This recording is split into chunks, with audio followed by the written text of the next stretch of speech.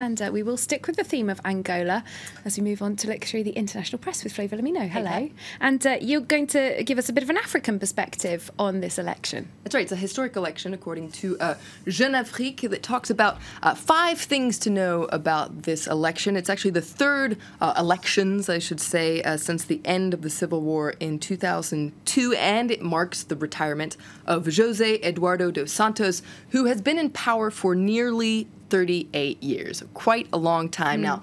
According to Jeune Afrique, the 74-year-old is expected to keep a foot in politics, however, because he's expected to remain the leader of the ruling MPLA party, and this until 2022, so he'll be around for a while. Many observers actually expect him to really be pulling the reins of the country behind the scenes. Well, it looks like he's already had quite considerable influence on who's going to be the next president, because he handpicked the ruling party candidate and that is the man who is widely expected to win today. Indeed, and there's a portrait of him in La Croix, the French paper. So this is Lorenzo, who is currently the defense minister. You can see a photo of him, and he's the vice president of the MPLA. So he's quite well connected. Now, if he's elected, though, he is going to face growing discontent, particularly amongst Angola's young population. Now, Dos Santos, the outgoing president, is praised by many people in Angola for his role in ending the civil war, but he's also drawn a lot of criticism for the way that he's been managing Angola's oil reserves. That's the word I'm looking for. This is what Yuka was just telling us about. It's a very oil-rich country, but with a fall in prices in oil prices, it's made the country suffer. And a lot of people in the opposition accuse the ruling family and ruling party of lining their own pockets with some of those riches. Let's take a look actually at the Angolan press. Novo Jornal actually has an article about the president's daughter. This is Isabel dos Santos. Now, she has the reputation of being the richest woman in Africa. Forbes actually estimates her fortune to be about $3.5 billion. So quite a fortune there, a colossal fortune that is largely due to her father's position. This is what the paper is saying. Now, do keep in mind that Angola, meanwhile, has one of the highest poverty rates in the world.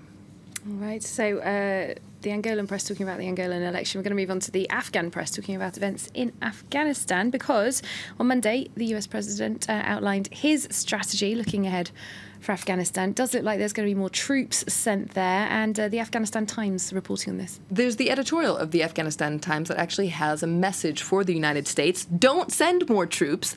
Instead, further support the Afghan security forces. What do they want? They want state-of-the-art weaponry. And this article, the editorial, really talks about what a good job Afghan security forces have been doing. And it says that, the United States administration should bear in mind that they're very much capable of maintaining peace and stability in the war-hit country. Progress is visible, and actually what that title there, Run or Die, is a quote from the U.S. General John W. Nicholson, commander of the Resolute Support Mission in Afghanistan, maybe a relative of yours. Yes. And he says that when Afghanistan commandos appear on the battlefield, the enemy has no choice but to run or die. All right, but, well, some positive thoughts there from Afghanistan, but outside of the country, there's a bit more skepticism. Indeed. If we take a look at The Guardian, there's an article by an Afghan specialist. This is Lucy Morgan Edwards. You can see she talks about how Trump's U-turn, because initially he didn't want to send more troops to Afghanistan, this U-turn is actually condemning Afghanistan to an escalating conflict that's going to essentially impose further misery and death on its people. You can see this drawing here of the map of Afghanistan with that Trump hat. Trump making his mark in Afghanistan. Some people are defending the president, though. If we look at the editorial of the Wall Street Journal, they say, look, Donald Trump inherited this mess, so give him credit for heeding his generals and committing more troops and a new strategy. So some people are defending the president. All right, let's move on to Morocco. A case of a gang rape there by teenage boys of a young woman on a bus, or sorry, a sexual assault. Sexual assault, yeah. I'm going too far there. This was in Casablanca.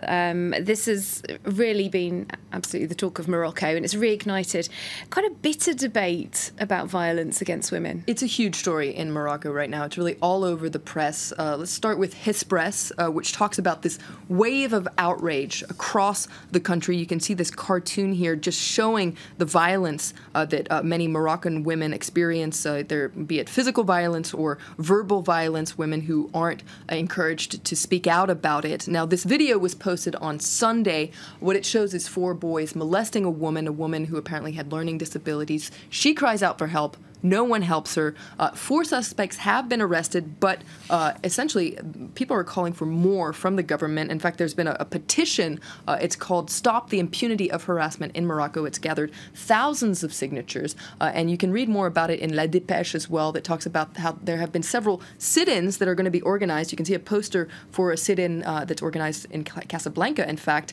Today at 6 p.m., other sit-ins have been organized in Rabat and Agadir. Now, there's a very moving letter I also recommend in La Dépêche. It's an open letter to young Moroccan men, calling on them to respect women and exercise restraint. Essentially, the article says this is kind of a philosophy that we should exercise every day. It is interesting to see what's coming out of this case. Thanks so much, Florence Firmino, looking through some of the top